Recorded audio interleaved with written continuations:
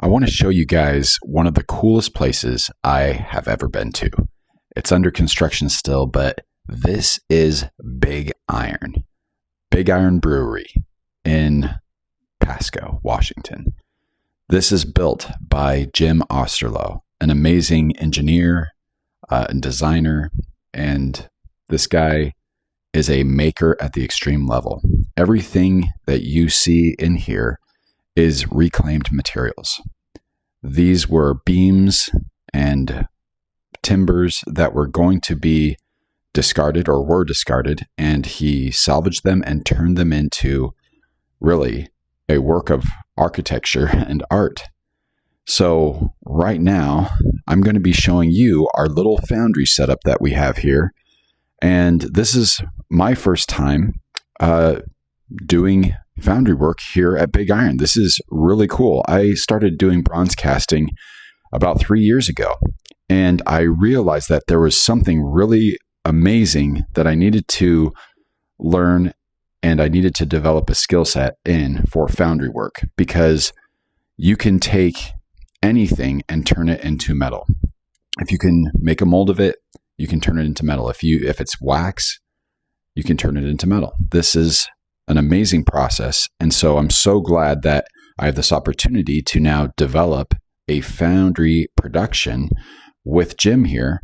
And this video is just showing the step-by-step process of taking what was just a mold and turning it into bronze.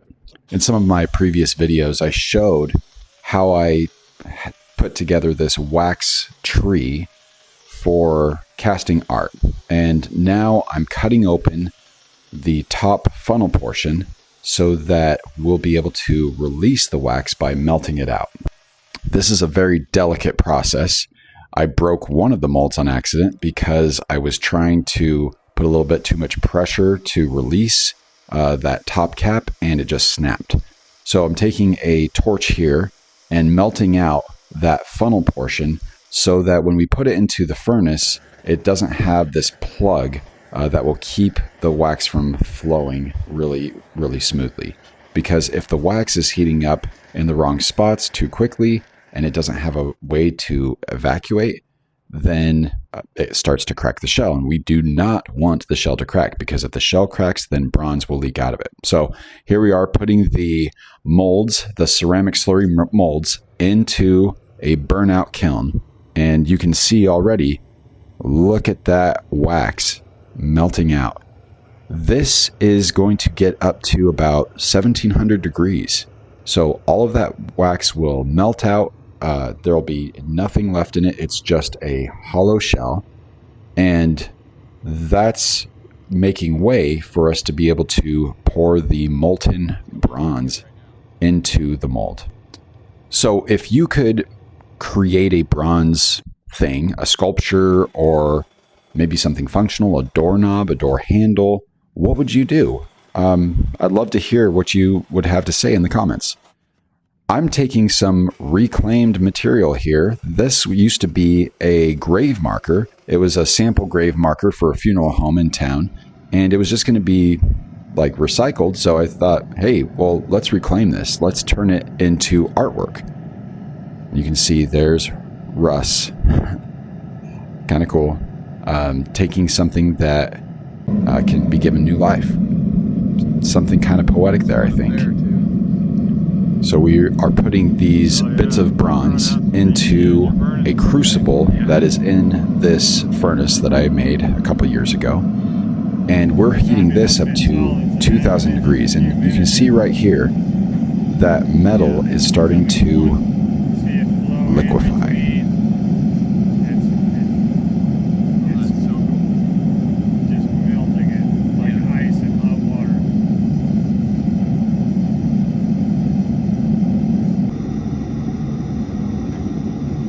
The next stage that we have going on here is just prepping up our little sandbox so that we can take the molds now that they are evacuated from all that wax, and we can place them in this sandbox facing up so that we can pour the molten bronze into them. This is hot. This is very hot. I'm wearing refractory gloves and you can't hold those for very long because it heats your gloves up pretty quickly.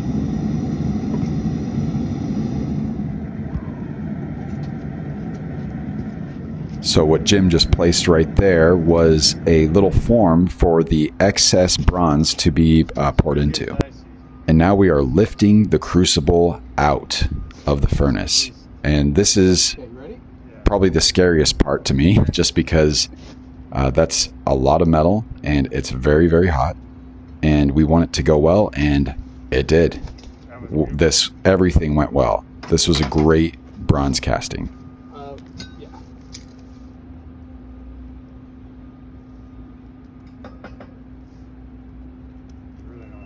So right there, I'm just getting rid of the impurities, the dross that's on the top. Everything kind of floats to the top, so I'm making sure that we don't have any of that going into our artwork. Oh man, I keep forgetting the marshmallows. You would bake marshmallows really fast. Put the rod back in there and shake it a bit. Yeah, I just want to see it quiver. It's very liquid right now. Okay, now we're just going to pick it up, and with my offhand, I'm going to move our latch over.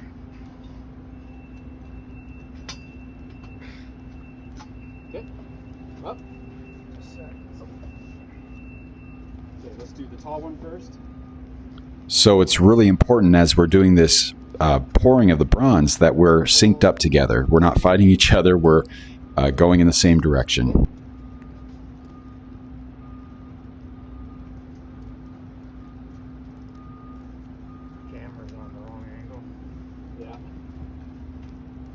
And yeah, the camera was at the wrong angle. We need to have more cameras set up here, but this was our first attempt together.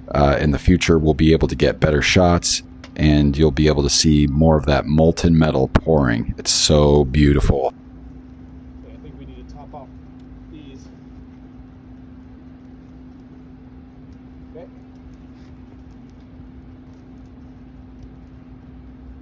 So this crucible was able to hold about 35 pounds of bronze. That's the most that I've ever poured, but we want to go bigger than that. I'm thinking 300-pound pours of bronze. What do you think? Would that be intimidating? I feel a little bit like it's something I got to do, so it'll be fun to check it out. Good job on that. Yeah.